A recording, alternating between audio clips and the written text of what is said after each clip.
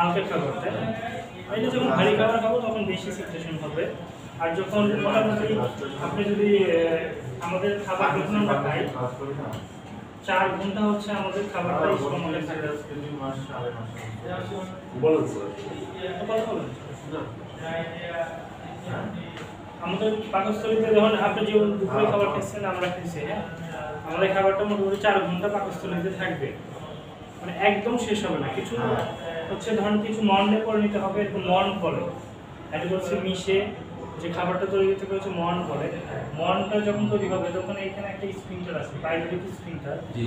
এই pyloric sphincter তখন open হয়ে যাবে, ঠিক আছে? তখন মর্নটা এইখানে চলে আসবে, তখন এগুলো আস্তে আস্তে ইন্টেস্টাইনে বের হয়ে যাবে। আর বাকি যে খাবার থাকবে এটা মোটামুটি শেষ হতে 4 ঘন্টা সময় লাগবে।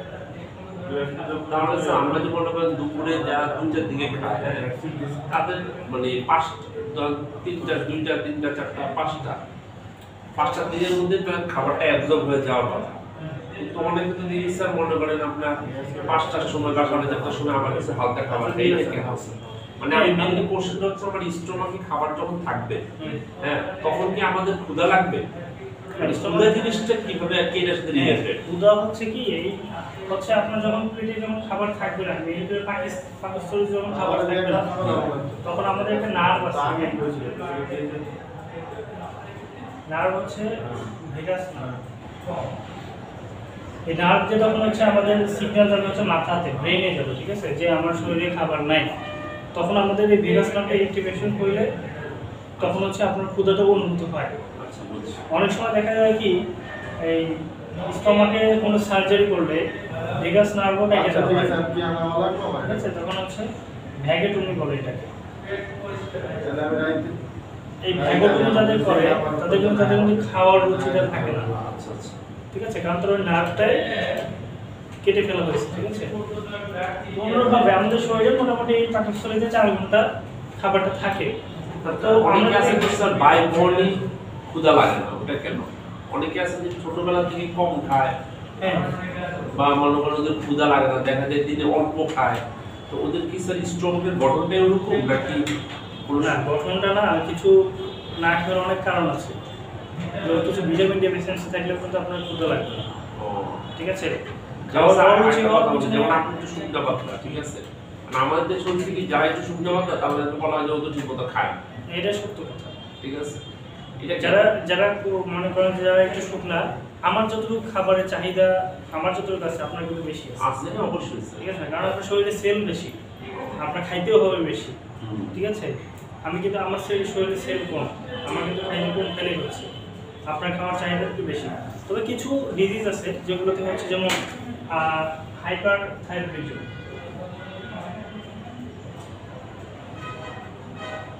ঠিক আছে? যাদের শরীরে হাইপার থাইরয়েডিজম, থাইরয়েড হরমোন বেশি, তাদের কিন্তু যতই খাক, ঠিক আছে, তাদের কিন্তু ক্ষুধা লাগবে প্রচুর এবং খাবেও প্রচুর। আপনি যদি খান, আমার মতো একজন শুকনো মানুষ আপনার থেকে বেশি খাবে, কিন্তু এই হরমোন বেশি থাকার কারণে তাদের মেটাবলিজম হয়ে যাবে বেশি, খুব দ্রুত মেটাবলিজম হয়ে যাবে, খাবারটা শরীরে ওইভাবে থাকবে না, ঠিক আছে, নিউট্রিশন থাকে না, তখন সে শুকনোই থাকে। আবার কিছু আছে ম্যাল অ্যাবজর্পশন সিনড্রোম, খাবারগুলো যায়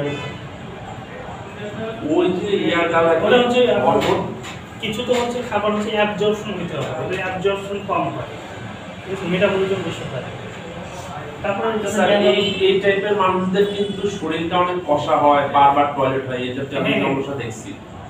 তাদের বেশি ডায়রিয়া থাকে, অনেক ডায়রিয়া থাকে, হ্যাঁ, পেট ফাঁপা থাকে। এই যে ম্যালঅ্যাবজর্পশন সিনড্রোম বললাম, খাবে ঠিকই আছে, খাইতে সেটা বেশি বেশি, কিন্তু খাবারটা শরীরে ধরবে না, ঠিক আছে? কারণ তার অ্যাবজর্পশন হচ্ছে না। আমাদের খাবার খালি সেটা কিন্তু অ্যাবজর্পশনও হইতে হবে, খালি খাইলেই তো হবে না। আপনার ইন্টেস্টাইন ঠিক মতো না কাজ করে, খাবারটা যদি শোষণ না করে, পুষ্টি শোষণ না করতে পারে, তাহলে কোনো কাজ হবে? সে খাবার খেয়ে স্টোর হয়ে বের হয়ে যাচ্ছে, পায়খানা বের হয়ে যাচ্ছে, পায়খানার সাথে ধরেন সব কিছু ভিটামিন সব কিছু চলে যাচ্ছে, নিউট্রিশন সব চলে যাচ্ছে, লাভ হবে, ঠিক আছে? বিষয় হচ্ছে আমি যেটা বলছিলাম হাইপার অ্যাসিডিটি, এইখানে আমাদের খাবার যদি থাকে ঠিকঠাক মতো, ঠিক আছে, তাহলে কিন্তু অ্যাসিড এসে ওর সাথে কাজ করবে, তাই না? এখন ধরেন কেউ কোনো একটা লোক আছে যে সে নিয়মিত খায় না, সময়ের খাবার সময় খায়, এরকম আছে না? অবশ্যই আছে, এই যে একজন উনি তো খায়। ওই তো। তাহলে এখানে কি হবে? আমরা দেখতে দেখেন খাবারটা যদি ঠিক মতো কেউ না যদি খায় তাহলে তার শরীর থেকে কিন্তু এই হাইড্রোক্লোরিক অ্যাসিড সবসময় তৈরি হচ্ছে না? তাহলে এই খাবার এই অ্যাসিডটা কার সাথে এসে লাগবে যদি খাবার যদি না থাকে? অবশ্যই স্টমাকের সাথে যারা রিলেটেড তাদের সাথে। এই দেখেন তাহলে এটা এক ধরনের পানি না, অ্যাসিডটা এক ধরনের পানির মতো, তাহলে এই গায়ে এসে লাগবে না? হ্যাঁ, নর্মালি লাগলে কিছু হয় না, কিন্তু একটা জিনিস আছে না যে নর্মালি আপনাকে আঘাত করতেছে আস্তে আস্তে কিছু হচ্ছে না, এটা যদি কন্টিনিউয়াস করে থাকে তখন আপনি বিরক্ত হয়ে যাবেন না? হ্যাঁ, বিরক্ত হয়ে যাবে। কোনোভাবে হাইড্রোক্লোরিক অ্যাসিড এসে বারবার ইরিটেশন করবো, ইরিটেশন করতে করতে আস্তে আস্তে এইখানে তো ধরেন এরকম মোটা লেয়ার আছে, তাহলে আমাদের এখানে হাইড্রোক্লোরিক অ্যাসিড বেড়ে গেল না? প্রথমে হাইড্রোক্লোরিক অ্যাসিড বাড়লো, ধরে বাড়লে এটাকে কি বলবো? হাইপার অ্যাসিডিটি, তাই না? আর এই হাইড্রোক্লোরিক অ্যাসিড বাড়তে বাড়তে যখন এরকম এসে এই লেয়ারগুলোতে এসে অ্যাটাক করবে আস্তে আস্তে এখানে ক্ষত সৃষ্টি হবে, ঠিক আছে? দেখেন বিষয়টা কিন্তু এরকম ছিল পুরোটা ভরা, এখন হয়ে গেল কেমন? এখানে একটা ক্ষত সৃষ্টি হলো না? এই ক্ষতটাকে বলতেছে হচ্ছে আলসার। যেহেতু এটা গ্যাস্ট্রিকের এইখানে হয়েছে তার এই জন্য এর নাম হচ্ছে গ্যাস্ট্রিক আলসার। অন্যরকম তো ডিওড্রামে হয় এটা, তখন তাহলে কি বলবো? ডিওড্রামের আলসার এগুলোই আসবে। এখন দেখেন হাইপার অ্যাসিডিটি কি বলছে? স্টমাকে ওয়ালের প্রয়োজন অতিরিক্ত গ্যাস্ট্রিক অ্যাসিড নিঃসরণ হয়, হ্যাঁ, বেশি পরিমাণ যদি আসে তখন থেকে কি বলবো? Hyper acidity. হাইপার অ্যাসিডিটির অনেকগুলো কারণ আছে, হ্যাঁ, যেমন কিছু মেডিসিন যদি আমরা খাই, যেমন হচ্ছে ব্যথার ওষুধ,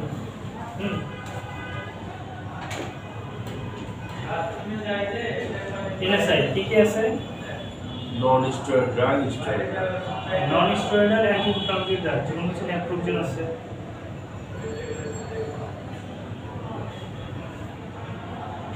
রোলার, কিটোরোলার, নেপ্রোজেন, হ্যাঁ, এইসব ওষুধ খেলে, এইসব ওষুধ দিলে কিটোরোলার এগুলো দিলে আমরা কি করি? গ্যাস্ট্রিক ওষুধ। গ্যাস্ট্রিক ওষুধ দিই কেন? কিন্তু গ্যাস্ট্রিক ইয়াতে না হাফ গ্যাসিটা কম হয়, হ্যাঁ, কারণ এগুলো খাইলে অ্যাসিডের পরিমাণ কি হয়ে যাবে? আপনি কমে যাবে। বেড়ে যাবে। না বেড়ে যাবে, কিন্তু গ্যাস্ট্রিক ওষুধ খেলে তো কমবে। হ্যাঁ, এই জন্য আমরা এখানে হচ্ছে গ্যাস্ট্রিক ওষুধ দিয়ে দিই, যার ফলে অ্যাসিডটা নিউট্রালাইজ হয়ে যায়। স্যার আমি তো মানে অনেককে দেখছি ব্যথার ওষুধ খায়, এই ব্যথার গ্যাস্ট্রিক ওষুধও খায়, কিন্তু তারপরে অ্যাসিডটা কন্ট্রোলে থাকে, অ্যাসিডিটি হচ্ছে। হ্যাঁ, অ্যাসিডিটি হতে পারে, ওই যে একটা অনিয়ম করে ফেলেছে কোনো একটা সময়, বুঝলেন? একটা আলসার হয়ে গেলে ওটা কি সহজ সাথে একটা সময় লাগবে না? ঠিক আছে, আলসার হওয়ার অনেক কারণ আছে। কেউ যদি দুশ্চিন্তা করে, কেউ যদি খাবার দিয়ে না যদি খায়, আবার ধরেন যে কেউ ভাজা পোড়া খাচ্ছে বেশি বেশি, তেলে ভাজা জিনিস খাচ্ছে, তাহলে তো হবে। স্যার এখানে একটা পয়েন্ট আছে, আবার কিছু ব্যাকটেরিয়া আছে, অতিরিক্ত ওজন বৃদ্ধি। হ্যাঁ, ওজন বৃদ্ধি হলে হবে কি আপনার এখানে যেরকম আপনার স্টমাকে উপরে যে লেয়ারটা আছে ফ্যাটি লেয়ার, সেটা কিন্তু ততটা আমার যেরকম আপনার কিন্তু তার থেকে বেশি আছে না? এটা কিন্তু এক ধরনের আপনার ওয়েটটাকে বাইরে গেছে না, আপনার শরীরে ফ্যাট জমছে। তোর ভাই আপনি যখন শুবেন বা আপনার স্টমাকটাকে একটা প্রেশার দিতেছে না উপর থেকে, উপর থেকে প্রেশার দিলে স্টমাকে যদি প্রেশার যদি দেয়, এসিড এখানে আছে না, এসিডটা তখন কি হবে? উপরের দিকে যাবে না? জি জি জি। উপরে কিন্তু এই মিউকোজাল লেয়ারটা প্রোটেক্টিভ না, নিচে গেছে, তখন উপরে দেখে যে আপনার হচ্ছে এইখানে কিন্তু সহজেই কিন্তু আলসার করতে পারবে বা ইরিটেশন করতে পারে, ইসোফেজাইটিস করতে পারে, বুঝতে পারছি। ঠিক আছে? এইখানে প্রোটেকশন আল্লাহ দিচ্ছে, কিন্তু এইখানে কিন্তু এটা তো এইখানে হাইড্রোক্লোরিক অ্যাসিড সিচুয়েশন আমার জায়গা না, হাইড্রোক্লোরিক অ্যাসিড থাকার জায়গা হচ্ছে এইটা, এই জন্য আল্লাহ ওইভাবে এইটা প্রোটেক্ট করছে। এইটা কিন্তু হাইড্রোক্লোরিক অ্যাসিড প্রোটেক্টিভ কোনো জায়গা না, ঠিক আছে? তো ওই জায়গাটাতে দিলে কিন্তু তাড়াতাড়ি আলসারটা হয়ে যাবে। এই জন্য মোটা মানুষদের হচ্ছে গ্যাস্ট্রোএসোফেজিয়াল রিফ্লাক্স ডিজিজ হয়, রিফ্লাক্স করে উপরের দিকে যায়, ঠিক আছে? অনেক সময় খাবার খেতে গেলে শ্বাসনালীতে চলে যায়, কেমন খারাপ লাগে না? বলে না বেসন ঠিক সেরকম বলে না, কেমন লাগে? খারাপ লাগে না? সেটা ওরকম, ওই রিফ্লাক্স হয়ে শ্বাসনালী ইয়াতে চলে যায় উপরে দিকে, তখন কিন্তু বুকে যাওয়া করবে, বুকে ব্যথা হবে, ঠিক আছে? আলসার হবে। এখন দেখেন কিছু মেডিসিন বললাম যেগুলো এনেছে, তারপর হচ্ছে বললাম না দুশ্চিন্তা করলে হবে। স্যার দুশ্চিন্তার সাথে এটা কি? দুশ্চিন্তা করলে অ্যাসিড সিক্রেশন বেড়ে যাবে, ঠিক আছে, আপনার কর্টিসল লেভেল বাড়িয়ে দেয়, ঠিক আছে। আপনি যখন দুশ্চিন্তা করেন তখন কিন্তু একটা হরমোন আছে কর্টিসল, স্ট্রেস হরমোন বলে, হ্যাঁ, হ্যাঁ হ্যাঁ নামই দেওয়া আছে স্ট্রেস হরমোন।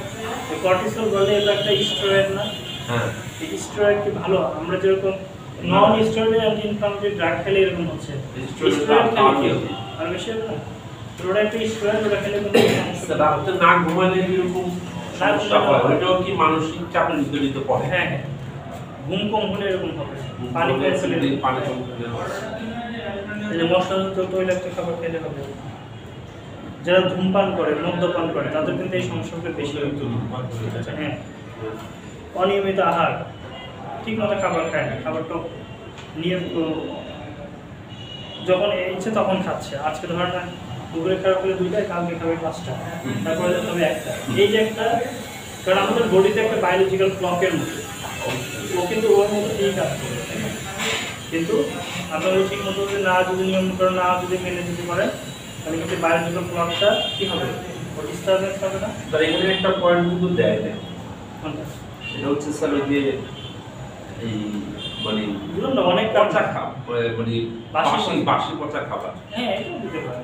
বাসি পচা খাবার, যেমন খিচুড়ি যদি বাসি হয়, বা মনে করেন ভাতটা যদি ওই যে যারা রাইস করে, রাইস যেটা তেলে ভাজে যে হ্যাঁ হ্যাঁ, বাসি, ওগুলো খেলে তো হবে, ওগুলা কিন্তু ওটাই তো তেলে ভাজা জিনিস। ওটা বাসি হইলেও হয় স্যার। বাসি খাবার খেলেও হবে, ঠিকই বলছেন। অনেক কারণ আছে, অতিরিক্ত ওজন বৃদ্ধি, বার্ধক্য, হ্যাঁ, হাইপার অ্যাসিডিটির লক্ষণ সমূহ কি, এটা তো আপনারা জানেন, সবারই আছে, কম বেশি লাইফে হয়েছে। যেমন হচ্ছে স্টমাকে ব্যথা করবে দীর্ঘ সময়, ওটা বুকে ব্যথা করতে পারে, বুকে জ্বালা পড়া করবে, ক্ষুধা মন্দা ভেপে ওঠে, তাই না? তাহলে আমাদের ট্রিটমেন্টটা কী হবে?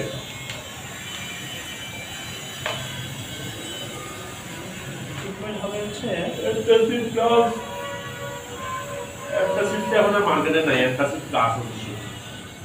হ্যাঁ, অ্যান্টাসিড থেকে অ্যান্টাসিড প্লাস বেশি ভালো। প্লাস মানে কি, ওর সাথে আরো কিছু অ্যাড করা হয়েছে, তাহলে এরকম যদি হয় তাহলে আমরা কি দেবো? আমরা দিতে পারি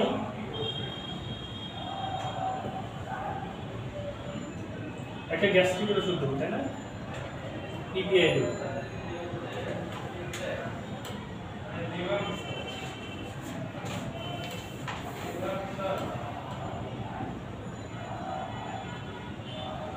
আর 30 মিনিট পরে মনে করেন 14 দিন দিলেন, পূর্বে স্যার, হ্যাঁ কি বলেন? পূর্বে লেকচার না? হ্যাঁ হ্যাঁ, পূর্বে অমিডন 10 mg,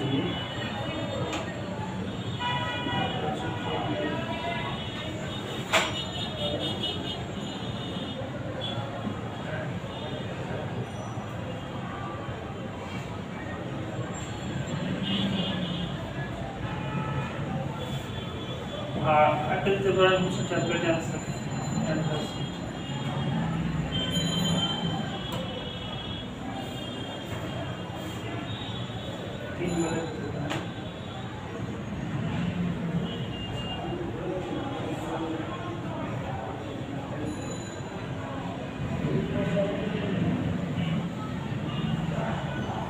মোটামুটি এগুলো দিলে ঠিক হয়ে যাবে। যদি সেটা যদি এগ্রেসিভ আলসারের দিকে না যদি যায় তাহলে ঠিক হয়ে যাবে। আর আনসার হয়েছে আর বেশি যদি আলসার যদি হয় তাহলে এটা কিন্তু আপনার আপার জিআইডি এন্ডোস্কোপি করতে হবে, হ্যাঁ, আপার জিআইডি এন্ডোস্কোপি করে আপনার দেখতে হবে আলসারটা কীরকম। এন্ডোস্কোপি বোঝেন? কিছুটা বুঝি, একটু বলেন না ওই স্যার। ধরেন যে মুখের মধ্যে Fighting way. ক্যামেরা দিয়ে দেখে কতটুকু ক্ষত হয়েছে, ওইখান থেকে বায়োপসি নেওয়া হয়, বায়োপসি নিয়ে দেখা হয় যে আসলে আলসারটা কি খারাপ নাকি ভালো, বিনাইন নাকি ম্যালিগনেন্ট, হ্যাঁ, ক্যান্সারের দিকে গেছে কি স্যার আমি তো শুনছি মানে এন্ডোস্কোপি করলে কি স্যার ওরা একটু পরিষ্কার টরিষ্কার করে দেয়? না, জাস্ট দেখা। আর ওইখান থেকে কিছু টিস্যু নিয়ে আসে বায়োপসি করে, ঠিক আছে, টিস্যু নিয়ে এসে পরীক্ষা করে দেখে।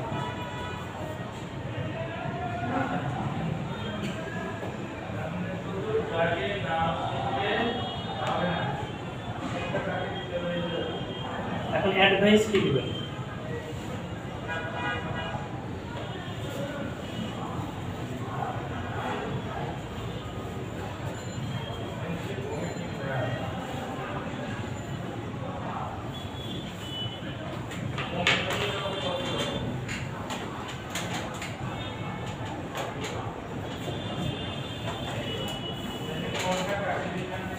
অ্যাডভাইস যে যার যেটা কস, তাই না? যে খাবার নিয়মিত খাবে তাকে খাবার নিয়মিত খেতে বলতে হবে।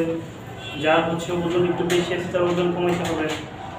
যার মানসিক চিন্তা আছে সে মানসিক চিন্তা থেকে দূরে থাকবে, ঠিক আছে? এই কথাগুলো নিয়মিত খাবার খেতে হবে। হাইপার অ্যাসিডিটি বৃদ্ধি করে এমন খাবার পরিহার করতে হবে। ভাজা ভাজা জিনিস খাওয়া যাবে না। হার্টবার্ন কমানোর জন্য কোল্ড মিল্ক বা আইসক্রিম এগুলো খেতে পারে। সমৃদ্ধ হ্যাঁ, ইম্পর্টেন্ট।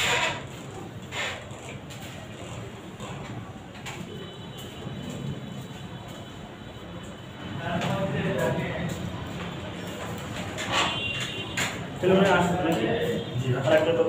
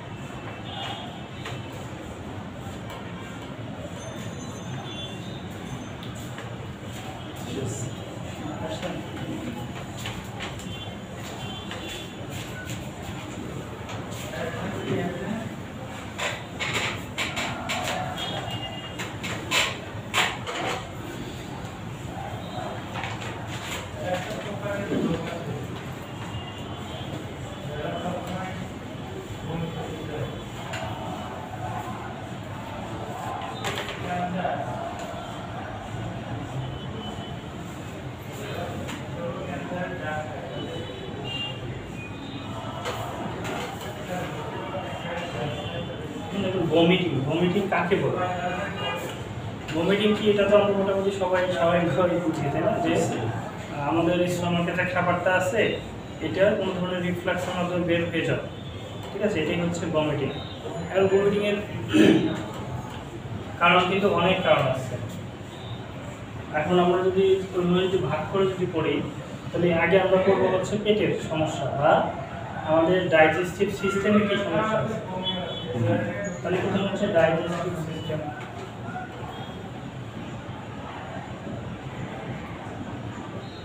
ডাইজেস্টিভ সিস্টেমে কি কি হতে পারে? এক নম্বর যদি বলেন যে আলসার থেকে কিন্তু বমি হতে পারে। আলসার না হলে স্যার পুরোটা কিন্তু অ্যাসিডিটি বলা যায় স্যার। অ্যাসিডিটির কারণে তো বমি আসে স্যার। হ্যাঁ, অ্যাসিডিটির কারণে বমি আসে না, যে পাটা হলুদ রঙের রস বের হয় না, ওটাই তো মনে হয় অ্যাসিডিটির কারণেই হয়। না, অ্যাসিডিটির কারণে হতে পারে, আবার আলসারের কারণে হতে পারে, কত অনেক আছে, ঠিক আছে? তারপর আপনি হাইপার অ্যাসিডিটি বলতে পারেন, যে হাইপার অ্যাসিডিটি থেকে হচ্ছে। যেমন স্যার এখানে বলছে গ্যাস্ট্রোইন্টাইটিস, সেটাই বলছি। গ্যাস্ট্রোইন্টাইটিস এটাই তো হাই অ্যাসিডিটি না? না, এটা হচ্ছে ইনফেকশন। ও দেখেন গ্যাস্ট্রো এন্টারাইটিস, এটা না লাস্টে কি আছে, আইটিস আছে না, তার মানে ইনফ্লামেশন আপনার, ইনফ্লামেশন আপনার হচ্ছে গ্যাস্ট্রিক মানে হচ্ছে স্টোমাক অথবা হচ্ছে ইন্টেস্টাইন, যে কোনো একটা জায়গায় হলে তাকে গ্যাস্ট্রোএন্টারাইটিস বলা হয়। যেমন হচ্ছে আমরা যদি বাইরে খাবার খাই হঠাৎ করে আমাদের অসুস্থ হয়ে পড়ি না, ডায়রিয়া হয় না হয়, ভমিটিং হয়, এটাই হলো গ্যাস্ট্রোএন্টারাইটিস বলে। তারপরে যদি চিন্তা করেন তাহলে হচ্ছে সিএ স্টোমাক মানে স্টোমাক ক্যান্সার, এগুলোর কারণে মূলত হইতে পারে। তারপরে যদি বলে আমরা তাহলে পাইলোরিক স্টেনোসিস,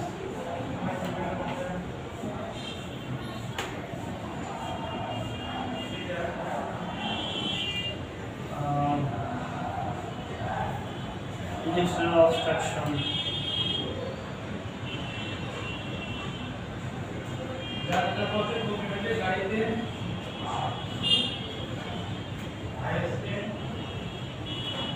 তারপরে হচ্ছে অ্যাপেন্ডিসাইটিস,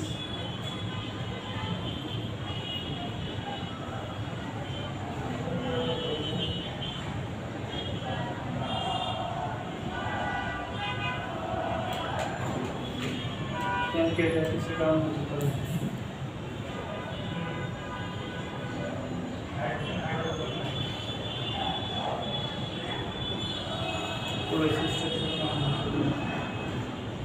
এগুলো অনেক কজ আছে, বুঝতে পারছেন?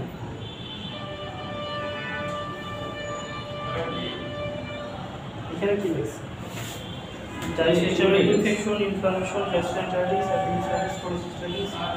আচ্ছা, হেপাটাইটিসটা বলতে হবে, ঠিক আছে? হেপাটাইটিসটা উপরে বলাই ভালো। হেপাটাইটিস হলে বমিটা খুবই কম।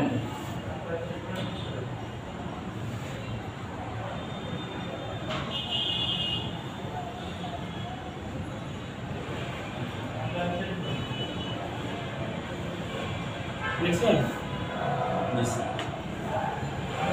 বুঝতেছেন কি করা? ওগুলো বুঝতেছেন যে হ্যাঁ, ধরেন যে কার্সিনোমা অফ স্টমাক দিয়ে শুরু করে ওগুলো তো বুঝছেন, তাই না? গ্যাস্ট্রোএন্টারাইটিস কিন্তু বুঝতে পারছি, গ্যাস্ট্রোএন্টারাইটিস ক্যান্সার দিয়ে শুরু হয়েছে।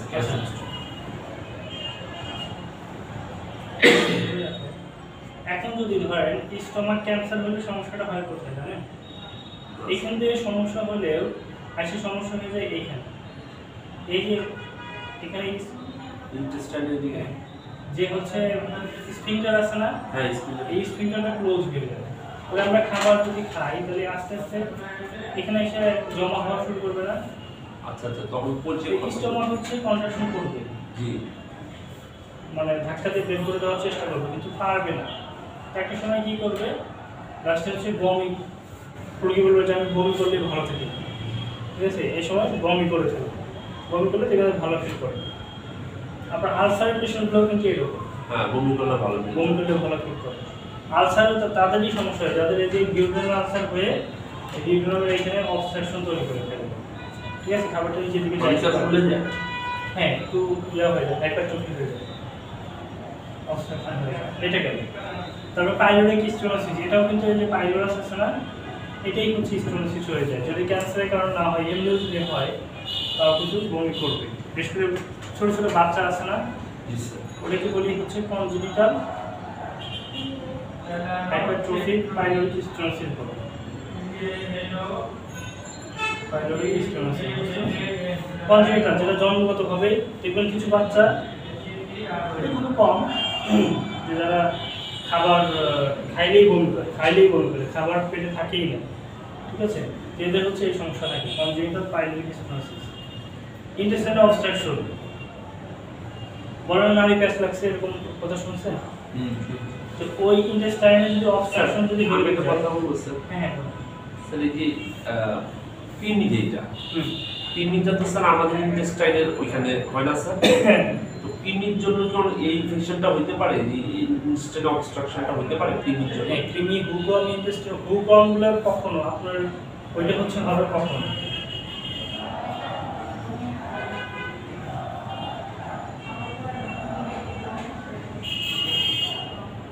এই হুকরমগুলো করে কি, ওগুলো তো ছোট ছোট না, ওরা কি দলা বাঁধে, বুঝতে পারছেন?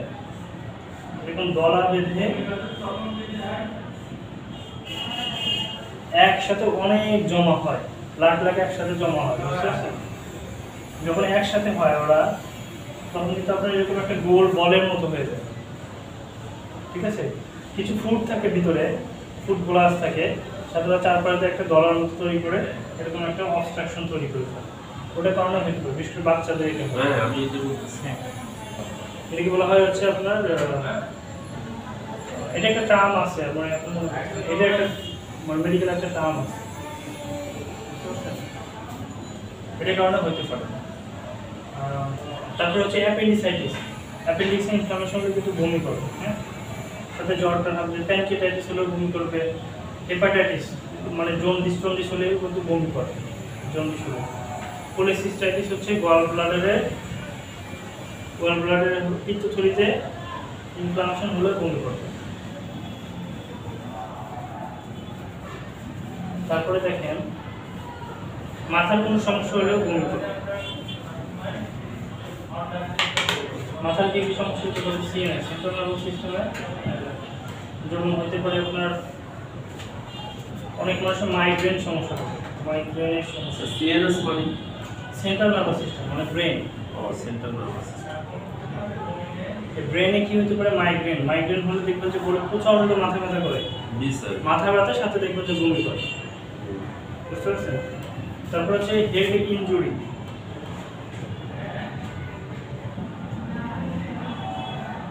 মেনিনজাইটিস। স্যার আমি একটা জিনিস সেটা হচ্ছে এই বমিটা, এটা কি স্যার আমাদের জন্য একটা লেভেল পর্যন্ত ভালো, নাকি বমি যখনই করবে তখনই খারাপ? না, এই বমির অনেক কারণ আছে। যেটা ভালো যে যেটা হচ্ছে বমি তো সবসময় যে খারাপ প্যাথোলজি তা কিন্তু না, হ্যাঁ ঠিক আছে? যেমন হচ্ছে বদহজম হচ্ছে, পেটে খাবার যেটা খাইছেন সেটার মধ্যে ময়লা ঢুকছে বা কোনো ইয়ে হয়েছে, তখন বমিটা করে দিনে ধরে বের হয়ে যায়। হ্যাঁ বের হয়ে যায়। কিন্তু আমি বলতেছি তাহলে বমিটা অতিরিক্ত মাত্রা করলে আমাদের জন্য হার্মফুল, খারাপ, রাইট? আর নর্মালি যদি দুই একবার হয়ে যায় মানে সেটা সমস্যা না। সেটা বলতে যেমন হচ্ছে অনেকে বাসে উঠলে বমি করে না, এটা হলো সমস্যা। এটা কিন্তু সমস্যা, বুঝতে পারছেন? এই যেমন পেপটিক আলসার হয়ে বমি হলে সমস্যা নেই, কিন্তু আর যদি ওই বমির যদি হয়ে থাকে কার্সিনোমা অফ স্টমাকের কারণে, তখন কিন্তু সেটা কিন্তু হার্মফুল, মানে খুবই খারাপ, তাই না? আরেকটা কথা, সেটা হচ্ছে অনেকে বমির সাথে রক্ত যায়। হ্যাঁ ওইটাই, জি। আলসার আছে না হয় ক্যান্সার আছে, ঠিক আছে? আলসার হলে একটা ক্ষত হইলো না, ক্ষত হলে ওখান থেকে ব্লিডিং হবে না, ব্লিডিং ওটা কিন্তু কন্টিনিউয়াসলি যাবে রক্তটা। হ্যাঁ, যদি ক্যান্সার হয় বা আলসার হয় তাহলে কিন্তু এটা কিন্তু যতদিন না হিল হবে ততদিন থাকবে এই সমস্যাটা। এই জন্য কেউ ব্লাড মানেই হচ্ছে খারাপ, কফের সাথেই হোক আর এসের সাথেই হোক, সেটা খারাপ চিন্তা করাই বেটার। এটাগুলো হচ্ছে সেন্ট্রাল নার্ভাস সিস্টেম।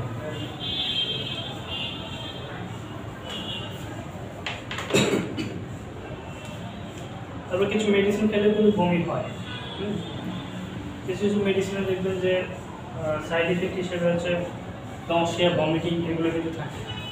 কিছু কিছু অ্যান্টিবায়োটিক খাইলে বিশেষ করে এই সমস্যাগুলো হয়। আবার যেমন ব্যথা ওষুধ ক্যাথেকিন খাইলে, ক্যাথেকিন ইনজেকশন নিলে কিন্তু সাথে বমির ওষুধ দেওয়া হয়, প্যাকনিক ইনজেকশনটা তো নরমাল মানুষদেরকে দেওয়া হয় না। না, এটা খুবই যাদের ব্যথা, অনেক ব্যথা, অপারেশনের পরে ইয়ে দেখে আবার ওই যে ইয়ে করে না, বাচ্চা হওয়ার পরে যে সার্জারি করে তারপরে তো স্যার হ্যাঁ এটা দেওয়া হয়, প্যাকনিকটা দেওয়া হয়। হ্যাঁ সিজারিয়ান সেকশনে দেওয়া হয়, প্যাথিনের সাথে ভার্বন কিন্তু দেওয়া হয়। কেন দেওয়া হয়? এই বমিটাকে প্রিভেন্ট করার জন্য, ওর বমিটা যেন না হয়, ওটা সাইড এফেক্ট হচ্ছে ভালো। হ্যাঁ, এই জন্য ভার্বনটা দেওয়া হয় ওর সাথে। আচ্ছা, প্যাথিনের কারণে হতে পারে, কিছু অ্যান্টিবায়োটিকের কারণে হতে পারে।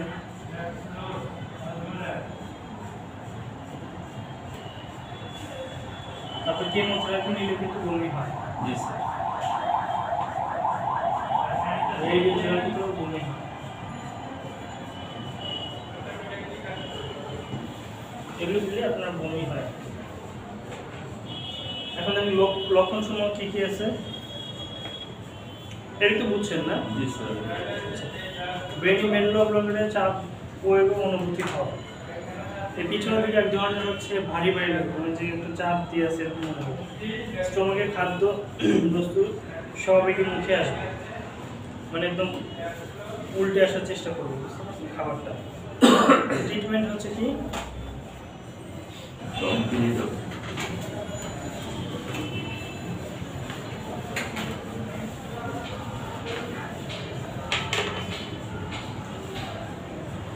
ট্রিটমেন্ট হচ্ছে আমরা দিতে পারি হচ্ছে অমিডন হিসেবে দিতে পারি।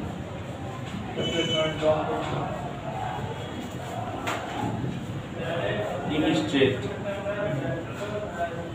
এটা 3 বেলাই দেবো খাওয়ার আগে। ওই যে একটু আগে দেখেন না, খাওয়ার 30 মিনিট আগে। তারপরে অন্ডানসেট্রল, মানে ইমিস্ট্রেট, যেটা আমি জেনেটিক নাম লিখতেছি, বুঝছেন? মিস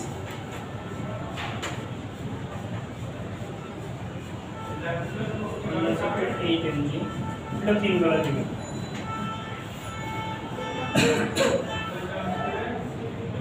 আর সাথে একটা গ্যাস্ট্রিকের ওষুধ দিতে পারেন।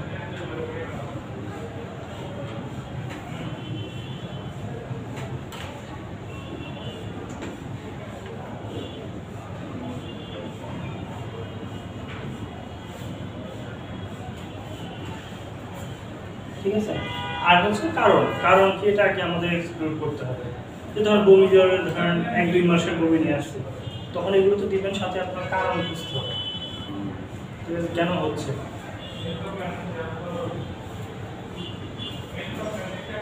দেখছেন?